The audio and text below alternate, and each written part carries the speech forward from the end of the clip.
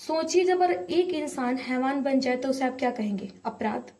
और वहीं अगर 32 इंसान हैवान बन जाए तो उसे आप क्या कहेंगे? ऐसा ही है, कुछ खबर सामने आ रहा है कि एक 13 साल की लड़की के साथ 32 लोगों ने 5 दिनों तक दुष्कर्म किया। सोचिए, उन लोगों की हिम्मत तो देखिए। क्या लग रहा है आप लोग को? नफरत हो रही है? गुस्सा आ रहा है? अभी जो मैं बताने वाली हूं ना, उससे आपको घिन आएगी। और पता है क्यों? क्योंकि ये कहीं और, कहीं जंगल में नहीं हो रहा था, कहीं सुनसान एरिया में नहीं हो रहा था, ये शहर में हो रहा था।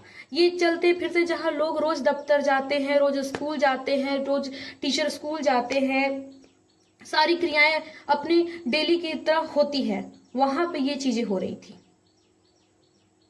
मैं कौन से खबर के बारे में बात कर रही हूँ? और अगर अभी भी पता नहीं चल रहा है तो सोचिए कि इसका जिम्मेदार कौन है? सरकार है, मीडिया है, या आप खुद, जो कि क्रिकेट में मैच जीतने पे सड़क पर आ जाते हैं।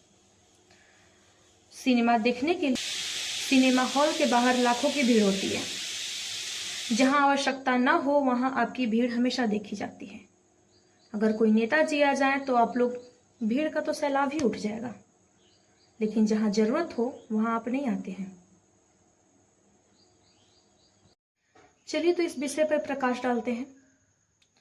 तो घटना कुछ इस प्रकार है कि एक 13 साल की लड़की, जो कि घर जाने के लिए ऑटो रिक्शा को रोकती है, ठीक है, और बोलती है भैया मुझे घर छोड़ दीजिए।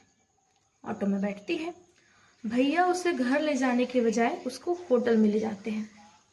होटल में लड़की बैठी इंतजार कर रही है कि आएंगे, हमको घर ले जाएंगे। लेकिन भैया क्या कर रहे हैं? ऑटो को रोककर जाकर होटल के मैनेजर से बात कर रहे हैं।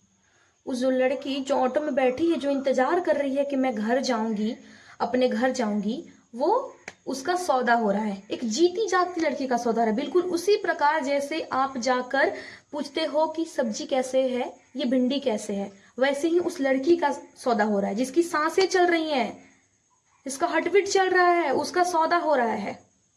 बताइए। हाँ, तो ये सारी चीजें सुनकर मेरे दिमाग में एक प्रश्न आ रहा है, क्या ये पहली बार हो रहा होगा? क्या कोई ऑटो वाला डायरेक्ट जाके होटल के मैनेजर से बात कर लेगा, लड़की का सौदा कर लेगा? क्या ये पहली बार हो रहा होगा? नहीं।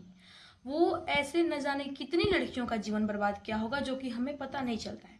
हमें पता तभी चलता है जब ये सारी चीजें उजागर होती हैं, वरना हमें कुछ नहीं पता चलता है। ये सारी क्रियाएं होते रहती हैं, लड़कियां का जीवन बर्बाद होते रहता है और हमें कुछ नहीं पता चलता है। और एक चीज, खरीदने वाले कौन थे? खरीदने वाले कौन थे? कोई नॉर्मल इंसान नहीं था, कोई रोड पर चलता हुआ इंसान, कोई शराबी नहीं था। वो दुनिया की नज़र में एक इज्जतदार इंसान था, है ना? दुनिया की नज़र में एक इज्जतदार इंसान था, पढ़ा लिखा इंसान था दुनिया की नज़र में, ठीक है। होटल का मैनेजर, जो कि ये सारी चीज़ें करता है और वो लड़की का सौदा करता है।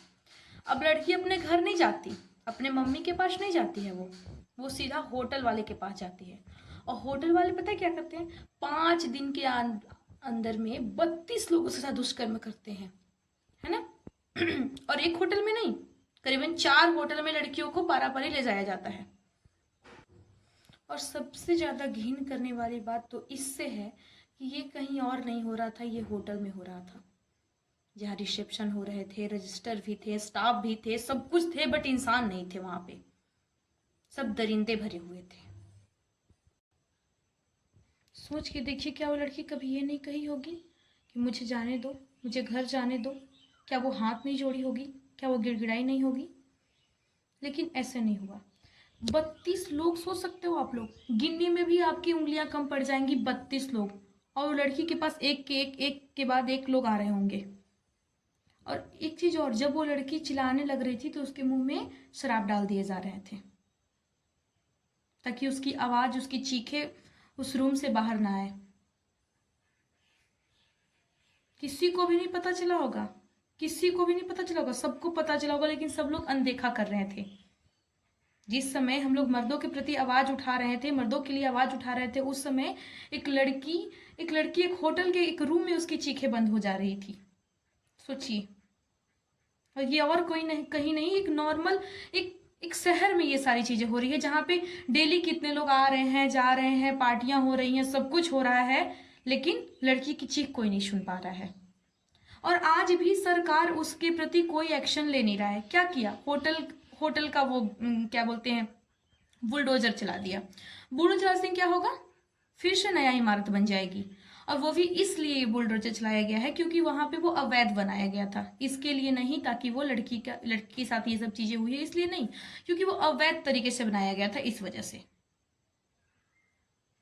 इमारतें फिर से बन जाएंगी, क्या है वो जान फिर से आएगी? आखिर कब तक हमें ऐसे वीडियो बनाना पड़ेगा, आखिर कब तक हमें ऐसे सवाल उठाने पड़ेंगे, कब तक हमें हर बार मर्द ही क्यों, हर बार हम लड़कियों के साथ ही गलत क्यों होता है?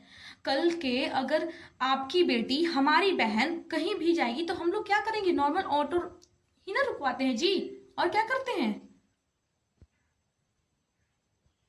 ये सभी के दिमाग में ये प्रश्न आना चाहिए कि वो इंसान एक बार तो ऐसा नहीं किया होगा, वो पता नहीं कितने समय से इस लड़कियों के साथ, कितनी लड़कियों के जीवन के साथ वो खेल रहा होगा। ये खबर हम लोग के बीच में आती है तब हमें पता चलता है, न जाने अभी तक कितनी लड़कियां ऐसे, हर दिन 80 से ज्यादा रेप होते हैं प्रत्येक दिन। इसका जिम्मेदार कौन है? हमारा समाज ही इसका जिम्मेदार है। अगर आपके सामने कोई लड़की जा रही है और उसके साथ गलत हो रहा है तो आप एक्शन नहीं लोगे, जहां एक्शन लेना है वहां नहीं लोगे, जहां भीड़ लगानी है वहां नहीं लगाओगे आप लोग।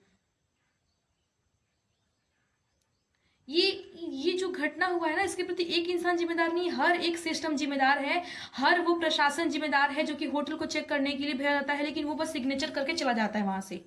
जहां चेक करना चाहिए वो चीजों को चेक नहीं करता है वो। हर एक चीज जिम्मेदार है इस चीज के लिए।